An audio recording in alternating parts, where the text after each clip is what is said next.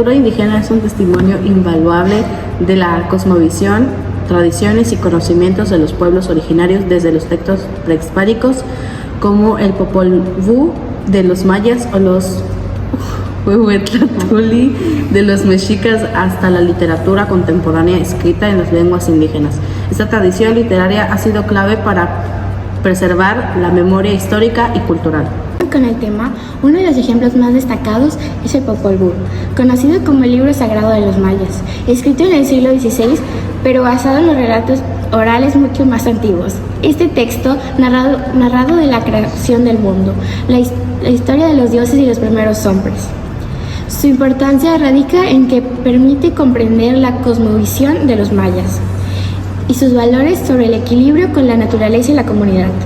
Actualmente la literatura indígena sigue siendo relevante al dar voz a las comunidades que han sido históricamente marginadas. Escritores contemporáneos como Natalia Toledo, zapoteca, y Humber Matigua Mipa han revitalizado sus lenguas originarias a través de la poesía, la narrativa, mostrando que esta tradición sigue viva y en constante evolución.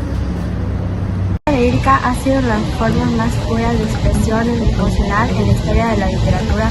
Desde la antigüedad, poetas como Safo de Lesbos, en Grecia o Nezahualcóyotl, en el México prehispánico, han usado este género como para reflexionar sobre el amor, la muerte y la naturaleza.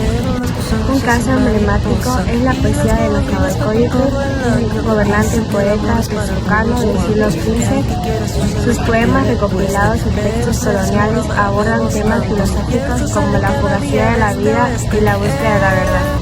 Sus versos como ¿acaso de veras se vive en la tierra? Reflejan una profunda inquietud existencial que sigue resonando en la actualidad. La poesía lírica sigue siendo una herramienta poderosa para la expresión individual y colectiva. Poetas contemporáneos de todo el mundo continúan explorando este género para manifestar sus emociones y reflexionar sobre la condición humana, demostrando que la poesía sigue siendo un puente entre el pasado y el presente. ¿Qué es para usted la vida, Borges?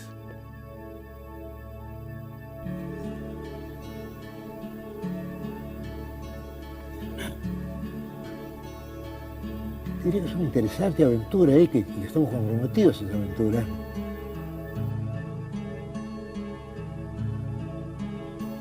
A continuación, entrevistaremos a una alumna de la preparatoria número 8. ¿Cuál es tu nombre? Me llamo Yolanda Gómez Franco. ¿Tú qué considerarías que te llevó a escribir poesía? Sentimiento y como querer expresar lo que siento. Súper bien.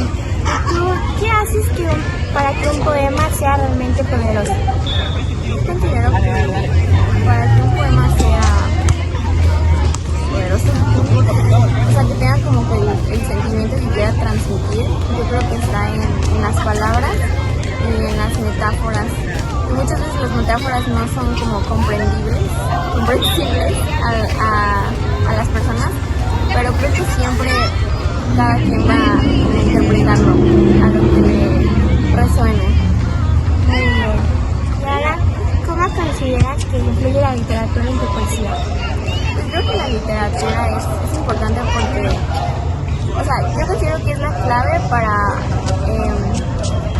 la escritura de un poema. Sin embargo, creo que está más en el sentimiento que quieras transmitir y obviamente en una buena escritura, pero sí es muy...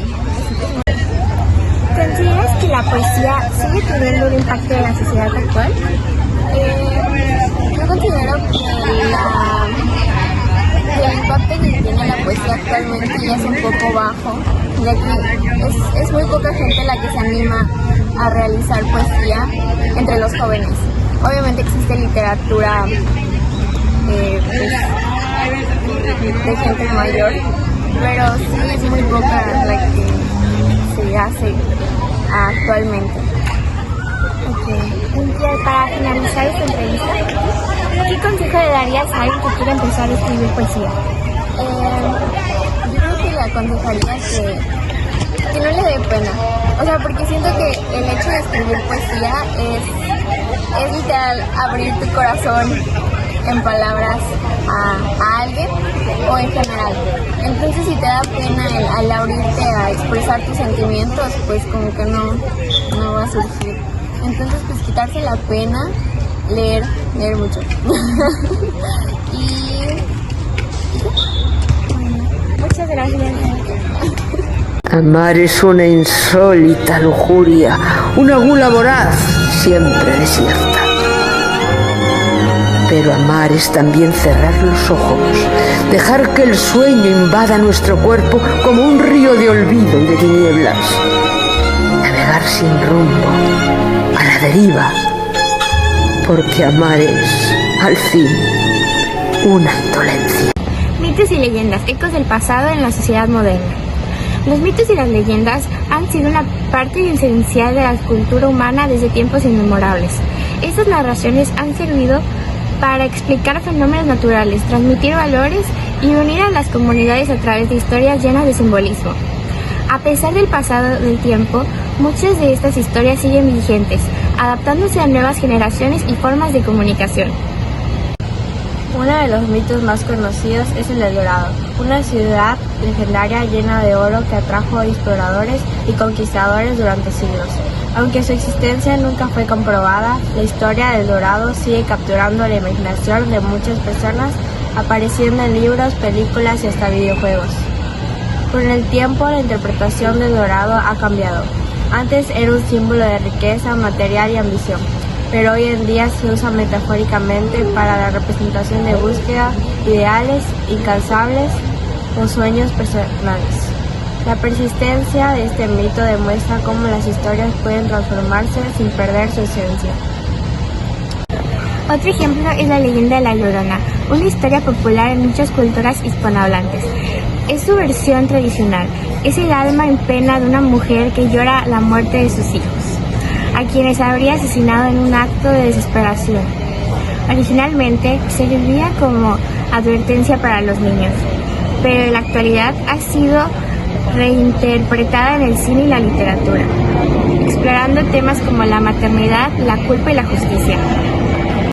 Opinión del público.